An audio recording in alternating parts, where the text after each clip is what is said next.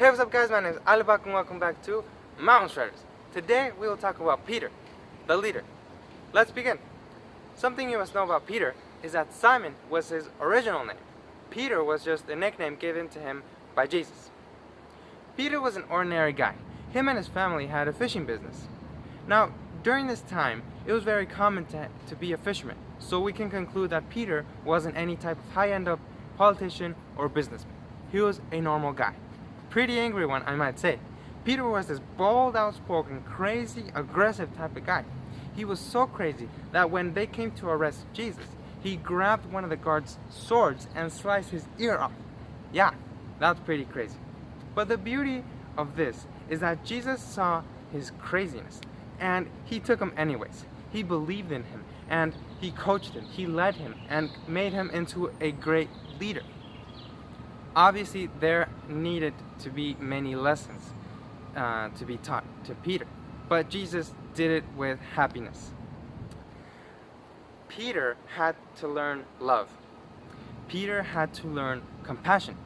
Peter had to learn humility. Sometimes it's kind of hard for a big mouth to keep his mouth shut. A very important characteristic a great leader must have is courage. Now, Peter, it might have seemed that Peter had a lot of courage, but in truth he had a big mouth, like I said. If we remember the time when Jesus was walking upon the water, Peter quickly went to the edge of the boat and said, Jesus, call me out so I can walk with you. And Jesus said, okay, come. But Peter, when he knew he was going to step into water, was, timid. He was scared, and so he gave his first step and he fell because he lacked courage and he lacked faith in God.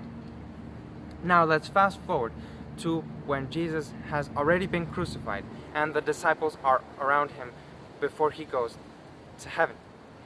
At this point, the disciples were completely ready to go out into the world and preach the gospel, except they needed the Holy Spirit. Now, my friends, once the Holy Spirit was inside of them, they were completely ready in order to go out into the world because they had God's power inside of them. What can we learn from Peter and his relationship with Jesus? Most importantly, that we must be ready to be guided by God, to be coached by God. He has been my coach for 5 years now, and he's the best personal coach ever.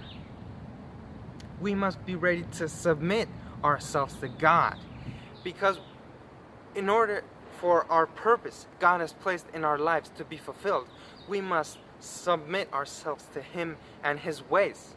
If Peter would have stayed like a big mouth and an aggressive guy and the way he was before he met Jesus, his purpose here on earth would have never become true.